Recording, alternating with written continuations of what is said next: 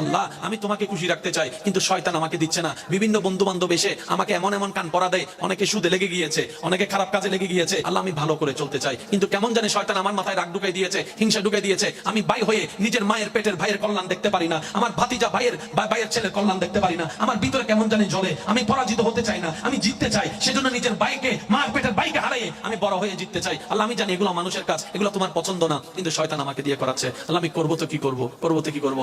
রব বলে যে আমাকে কি সত্যি তুই খুশি করতে চাস? আমরা বললাম আল্লাহ চেষ্টা তো করি তোমাকে খুশি করার, কারণ জমিনটা তোমার, তুমিই থাকতে দিয়েছো, দেহটা তোমার, তুমি আমাকে দান করেছো, চোখ দুইটা তো তোমার করা দান। সুবহানাল্লাহ। যে জবান দিয়ে কথা বলি সেটাও তোমার দান। আল্লাহ আমার সবকিছু তো তোমার দান, আমার প্রাণটাও তোমার দান, আমার রিজিকটাও তোমার দান, আমার স্ত্রীও তোমার দান, আমার সন্তানও তোমার দান, আমার স্বামীও তোমার দান, আমার শ্বশুর শাশুড়ি তোমার দান, আমার মা বাবা তোমার দান, আমার সমস্ত কিছু তো আল্লাহ তোমার দান, নিঃশ্বাসটা তোমার দান, ফলফলা দিয়ে তোমার দান। আল্লাহ তোমাকে খুশি করতে চাই, কারণ আমি জানি তুমি খুশি হলে সৃষ্টি জগৎ আমার হয়ে যাবে, তুমি একবার খুশি হলে জান্নাত আমার হয়ে